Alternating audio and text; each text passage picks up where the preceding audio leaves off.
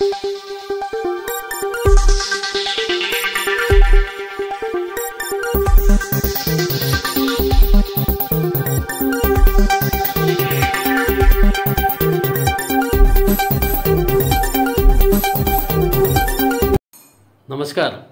Asian news चॅनलमध्ये आपले स्वागत आहे।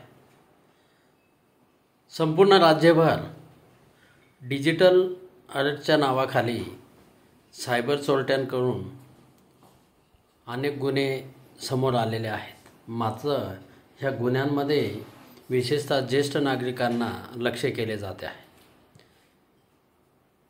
अहिल्यानगर जिल्ह्यात श्रीरामपूर येथील एका ज्येष्ठ नागरिकाला तब्बल 7 कोटी रुपयांना फसवल्याची धक्कादायक घटना समोर आली आहे।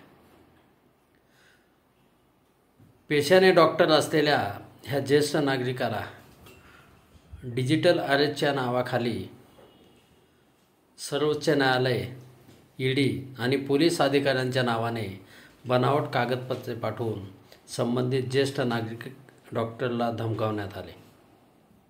त्यांच्यावर गुन्हे दाखल झाल्याचे भासवण्यात आले आणि शेवटी या ज्येष्ठ नागरिक असलेल्या डॉक्टरांनी भीतीपोटी आपली कोट्यवधी रुपयांची आयुष्यभराची कमाई गमावली।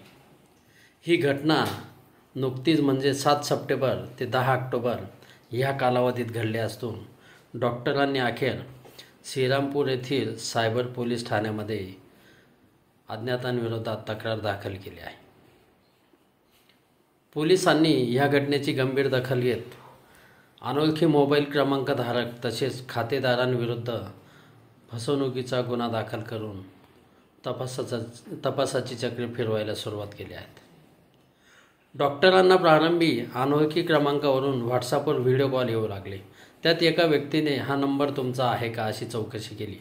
त्यानंतर काही मिनिटांतच डॉक्टरांना पुन्हा दुसरा कॉल आला आणि डॉक्टरांना सांगण्यात आले की त्यांच्या नावावर अवैध जाहिरात, अश्लीलता तसेच त्रास देणे या संदर्भातील गुन्हा दाखल झाला आहे। डॉक्टरांना समोर असलेल्या व्यक्तीने स्वतःला पोलीस अधिकारी असल्याचे सांगितले। दुसऱ्या कॉलमध्ये एका कथित न्यायाधीश संवादामध्ये आला। दोघांनी मिळून डॉक्टरांना सांगितले तुमच्यावर डिजिटल अरेस्ट लावण्यात आलेला आहे। मात्र ह्या सर्व घटनाक्रमाने घाबरलेल्या डॉक्टरांनी पुढे काय करावे हे त्यांना सुचत नव्हते। सायबर चोरट्यांनी त्यांना घरातच नजरकैदेमध्ये असल्याचे भासवले। ह्या सगळ्या हालचालींमध्ये संबंधित डॉक्टर मानसिकदृष्ट्या खचले आणि ह्या व्यवस्थेमध्ये सायबर चोरट्यांनी तुमच्या खात्यात काळा पैसा जमा झालेला आहे आणि तुम्हाला अटक होईल, तुमच्या मुलांचे करिअर उद्ध्वस्त होईल अशा धमक्या देत डॉक्टरांना पूर्णपणे आपल्या ताब्यात घेतले। दरम्यान ह्या आरोपींनी सर्वोच्च न्यायालय आणि ईडीच्या नावाने बनावट आदेशपत्रे, नोटिसा आणि अधिकृत ओळखपत्रे व्हॉट्सअपद्वारे डॉक्टरांना पाठवली। कागदपत्रे पाहून संबंधित ज्येष्ठ नागरिकांचा विश्वास बसला आणि आरोपींच्या सांगण्यावरून डॉक्टरांनी संबंधितांच्या खात्यावर पैसे पाठवायला सुरुवात केली। ह्या सगळ्या गडबडीत डॉक्टरांनी काही दिवसातच तब्बल 7,17,25,000 रुपये वेगवेगळ्या खात्यांवर भरले। प्रत्येक वेळी आरोपींनी नवनवीन कारणे सांगून पैसे मागतच राहिले।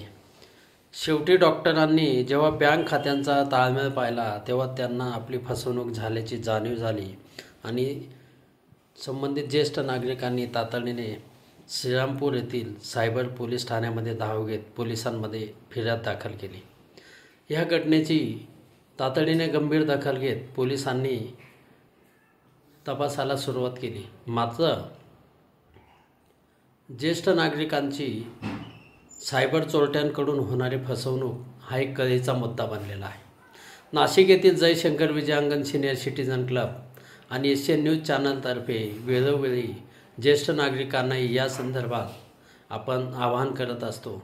पोलिसांतर्फे ज्येष्ठ नागरिकांना सायबर चोरट्यांच्या फसवणुकीपासून लांब राहण्याबद्दल आवाहन करण्यात येते। श्रीरामपूरमध्ये घडलेल्या ह्या घटनेमुळे संपूर्ण महाराष्ट्रामध्ये खळबळ उडाली आहे। तब्बल 7.25 कोटी रुपये डॉक्टरांनी ह्या घटनेमध्ये गमावल्याने डॉक्टरांच्या परिवारावर मोठे संकट कोसळले आहे. SN न्यूजसाठी प्रतिनिधी अहिल्यानगर. धन्यवाद.